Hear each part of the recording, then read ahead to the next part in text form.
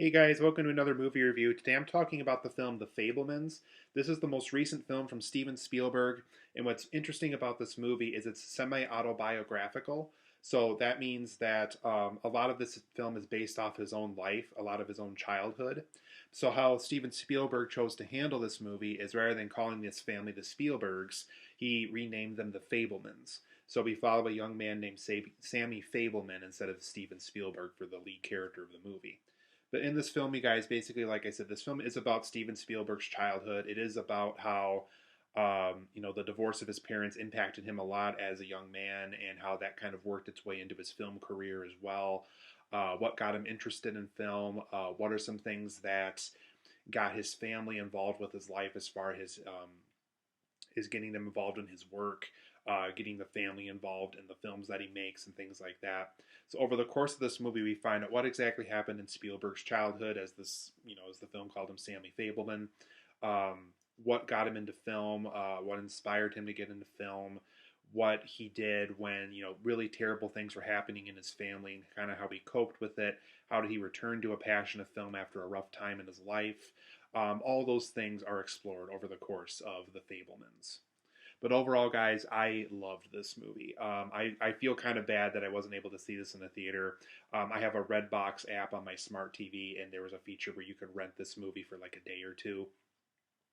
And I'm just glad I was able to finally get around to see this movie, just because the weather's really bad in my area right now, and I just needed a way to see this movie once and for all finally. And I'm glad that I did. This film is phenomenal. This film is just so great. Steven Spielberg has so many great films on his resume right now as it is. There's still a part of me that thinks that E.T. will probably always be my favorite film from his. And after seeing Fablemans, that still is the case. But this is really a great film, though. I mean, this film, there's a review online that said this is probably one of Spielberg's best films in 20 years. And to be honest, after seeing it myself, I'm not going to argue with that person. This film really is really quite good. And I really hope that more people see it.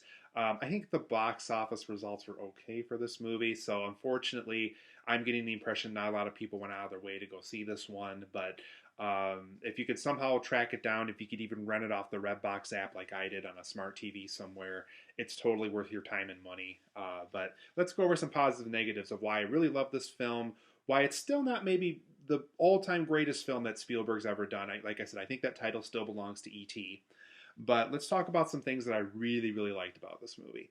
So first and foremost, this film displays the beauty of classic film, independent film, and no-budget films. This film really depicts the beauty of all those things, how seeing a film where a train crashes inspires a young man to make his own little train crash at home with these little toy cars, and how that's just really kind of an inspiring thing. It's just like, you have all this stuff laying around in your home, you have a video camera, you're able to film it, you're able to recreate it yourself. Why not do it? And so Sammy Fabelman had the same idea as a little boy. He wanted to keep crashing because he liked to see it crash, but his family suggested that, well, if you film it, you could watch it as many times as you want on film, and you don't have to keep crashing this stuff and waking up your father and I in the middle of the night and stuff like that. And so they show a lot of things like that are just really cool, really inspiring. They really show how many film projects this young man worked on, even early on in his life. He got his friends involved when he was in Boy Scouts to make films with him. He got his family involved. He got his school involved in certain times. The film just depicts everything you would love about classic film, independent film, no budget films, homemade films.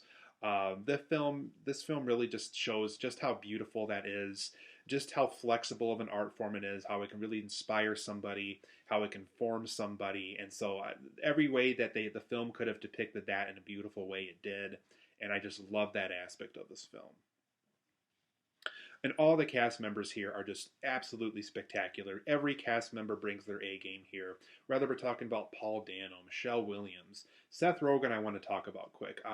Talk about a man that once just started off in raunchy comedies and is now a really great, specifically from the Fablemans here, a really great dramatic actor too. I mean, if Seth Rogen does more projects like this one, he's got a big career ahead of him. I really think that Seth Rogen no longer is just that goofy guy that shows up in R-rated comedies anymore. I think if he brings more roles like this, he really could be that next great American actor. And so he really is spectacular here. Like I said, Michelle Williams is great.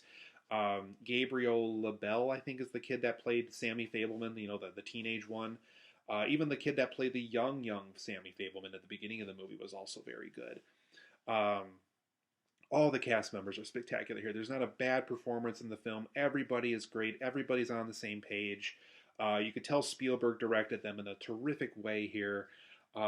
Everybody was just in the right tone and the right mind to make this movie, and everybody brings their A game here. It is just so spectacular.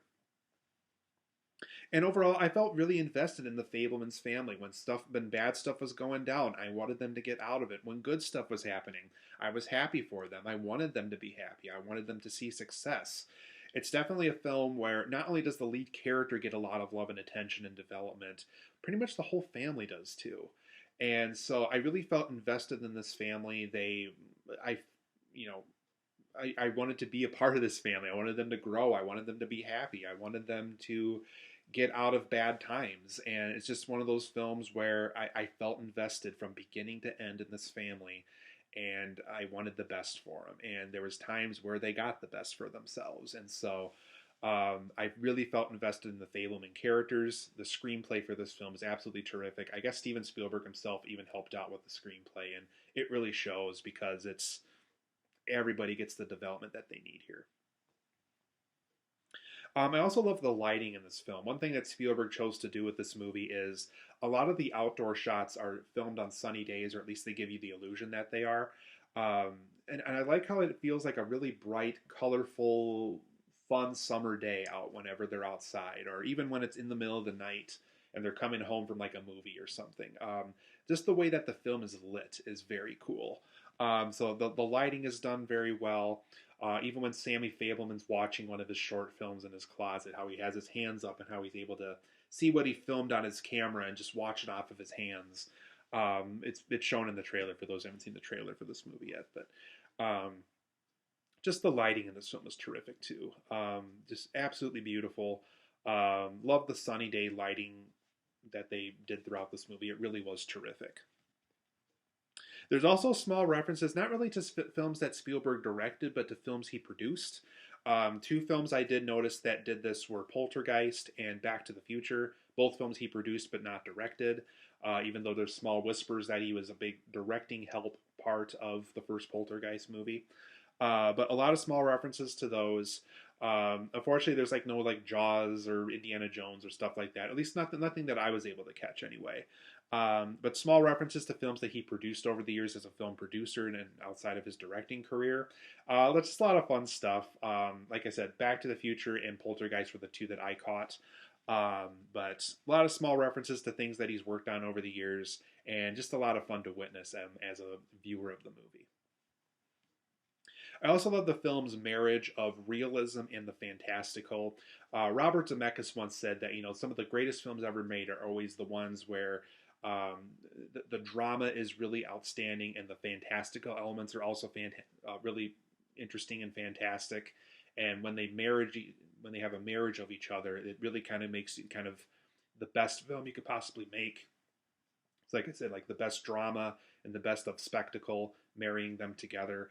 And once again, I feel like Steven Spielberg kind of found that marriage in this movie, is the whole, finding realism and finding great drama and finding the fantastical and, finding ways to, I guess there's a scene where somebody asked, I think him and his dad were in the car, and it was a Western film he was making with his friends, and he was asking him how he got the gunfire effect to work in his movie on such a small budget. And he said that he poked holes in the film and with the pin, so it makes like a little flashing effect for when they're firing their guns.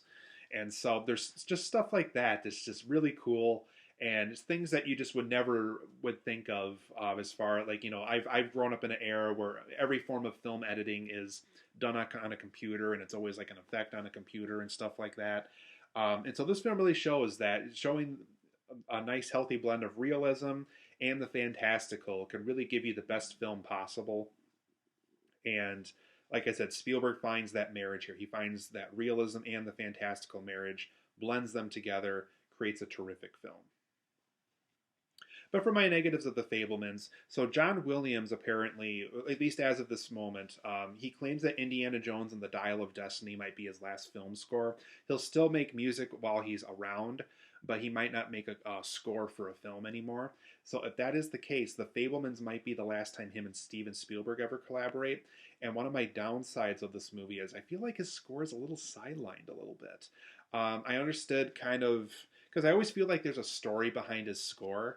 And maybe the story behind this score was like, Sammy Fabelman's mother was a big pianist, and so there's a lot of piano-based score in this movie. So I don't know if he really wanted to kind of have his score reflect what was going on in the story more often than just making another really good score. But for me personally, there's a lot of times where there's no score at all, and I think they are trying to get the impression of like a small independent film, the way that Sammy Fabelman is making them throughout the movie. But for me personally, the score does feel a little sidelined at times. I really do feel like John Williams' score really could have came front and center more often. There is a score here. It's a good score. It's just not the most memorable one either, as the other downside of it.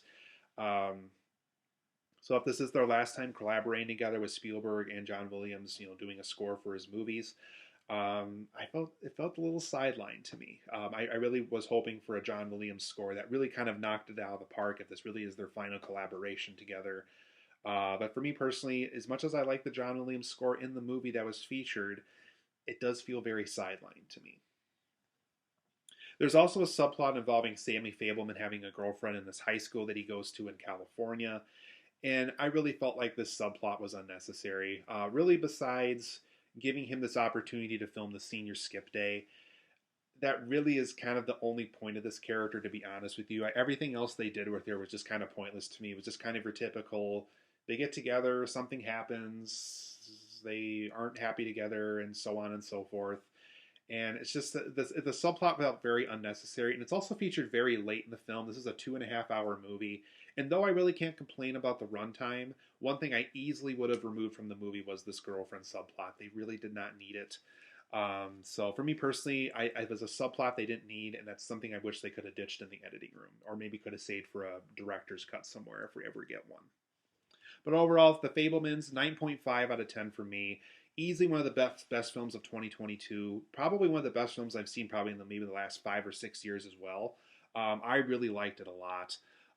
There's just so many things to love about this movie. If you're a Steven Spielberg fan, if you're a fan of independently made movies, you have to see this movie. It's such a love letter to film. It's such a love letter to Steven Spielberg himself.